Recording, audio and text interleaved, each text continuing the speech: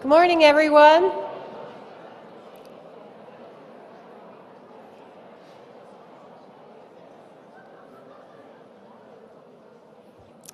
It's wonderful to see everyone this morning and learn that you're not lost. I understand that there was a very successful launch of the new season last night of Lost. Although I have to admit, I've never seen one episode. I haven't a clue what I'm talking about. That just shows you how old I am and how out of touch I am, I think. I'm sorry about that. This morning we have a really exciting, jam-packed day, and we are thrilled that much of the day is going to be about colleges talking about what they have been doing in Achieving the Dream over the last year. And of course, tomorrow those conversations continue. I know every year I say the same thing. I say that the program is exciting. I say how wonderful it is that we've got really great presentations coming. But I have to say that the first time I saw the program all assembled into one 50-page mass, I think it was, I was stunned. I was absolutely blown away at the descriptions of the sessions, the quality of the presentations that are on hand for us today and tomorrow. The colleges have simply come so far in terms of being able to talk about their work backed up by hard evidence and really thoughtful analysis and reflection upon what the work really means. And I'm pleased that some of the sessions are going to be talking about some of the failures, because I think sometimes we learn more from our failures than we do from our successes. So I just want to congratulate all of you who are on the agenda. Many of you are leader colleges, and the leader colleges are the ones who've been able to demonstrate that they're moving needles for at least 3 years in a row in a direction that means we are absolutely increasing success for students. So it's really exciting to get to this point in the initiative, and I congratulate all of you for what you're going to be able to share with us the next 2 days. A couple of quick announcements. Some were heard last night, but as reminders, down near the registration desk, there will be 2 opportunities for one-on-one consultations. John Lee and Associates are going to be there throughout the conference to work with you and talk to you about any of your data submissions or how you can take better advantage of some of the data that are indeed in the National Achieving the Dream database. So don't be afraid to take advantage of that service. They're anxious to talk with you and work with you. In addition, the communications teams are also hanging out near the registration area across the aisle from there, so that if you want some advice or some assistance in any way on how to do some media and PR work, they will be love to spend some time talking with you. If you have a chance, go to the Achieve the Dream website sometime while you're here. We're proud to say that it's got a new, refreshed look. There's some new material on there. Part of what we're trying to do is to make sure that the website becomes a very robust vehicle for communication among us as well as externally to the others who are interested in Achieving the Dream.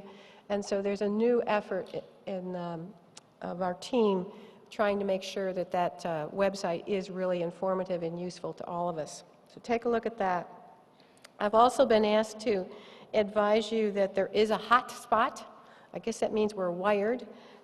It's near the grand staircase, and that is near the registration area, but it's on this level of the convention center. So if you head back towards the staircase and then you think you're standing roughly over the top of where the registration booths would be, you are at the hot spot. We hope that assists you in some of your staying connected with the other folks back home.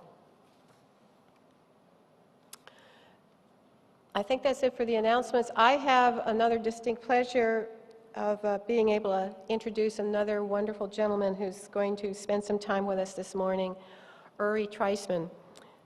Uri first came to our attention a number of years ago. I know many of you have known him longer than we have at Achieving the Dream, but Uri has been a leader in his field for many, many years, but we were searching for a keynoter a few years ago at the Strategy Institute, and we were told that we could do no better than to ask Uri to be with us, because he had a story about how he found his way, how he came from a situation where he might not have expected to have a PhD in mathematics and be leading a major national initiative to improve and reform developmental education. But nevertheless, circumstances and people involved in his lives helped put him on a pathway that indeed set him to where he is today. So we love that part, we love the personal story, and we love the accomplishment, and we love the commitment and the work that Uri is doing. He is Professor of Mathematics of Public Affairs at the University of Texas at Austin, where he serves as Executive Director also of the Charles A. Dana Center.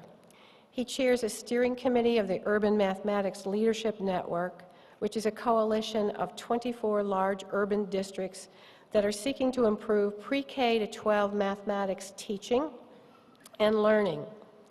He's a senior partner at the Carnegie Foundation for the Advancement of Teaching, and he serves on the boards of the New Teacher Project and the AFT Innovation Fund. For his work on nurturing minority student high achievement in mathematics, he was named a MacArthur Fellow in 1992. The Harvard Foundation at Harvard University named him 2006 Scientist of the Year for his outstanding contributions to mathematics. In all his work, he's been an advocate for equity and excellence in education for all young people.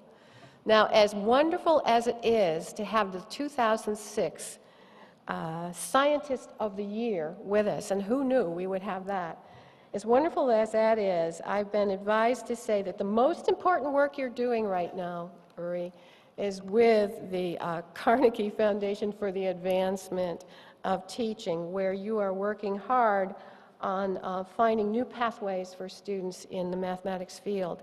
And I also should say that another thing we want to be sure and remember about Uri is that he is a graduate of the L.A. Pierce College in California, which is a community college. He got his math degree after the community college experience. He went on to UCLA for a BS in math. He got a PhD from Berkeley. He is a wonderful advocate. He's a wonderful professor, and he's also a wine connoisseur. So here we have Uri Eisman.